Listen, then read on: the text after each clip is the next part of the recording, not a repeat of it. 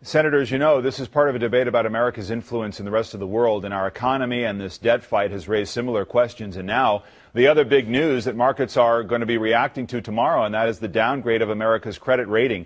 Standard & Poor's issued a release on Friday, and this was part of its justification. The political brinksmanship of recent months highlights what we see as America's governance and policymaking becoming less stable, less effective, less predictable than we previously believed. The statutory debt ceiling and the threat of default have become political bargaining chips in the debate over fiscal policy. Despite this year's wide-ranging debate, in our view, the differences between political parties have proven to be extraordinarily difficult to bridge. Is this a wake-up call to Washington?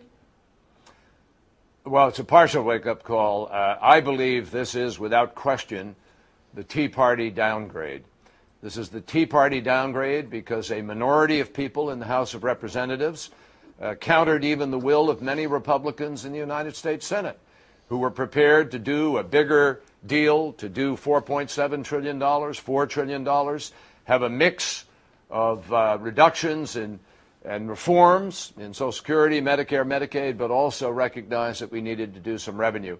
I think this is one of the most telling, important moments in our country's history right now. We've had a fairly straightforward economic road throughout the 20th century. But now, David, this poses a set of choices. It's not just about a recession. It's about a financial crisis and a structure of our economy which really has been misallocating capital. We've had an enormous amount of capital going into arbitration over these last years. Phony deals, commissions, not creating jobs. And the real problem for our country is not the short-term debt. We can deal with that. It's the long-term debt. It's the structural debt of Social Security, Medicare, and Medicaid measured against the demographics of our nation. That then juxtaposed to the lack of jobs and job creation and growth. That's our problem, structural.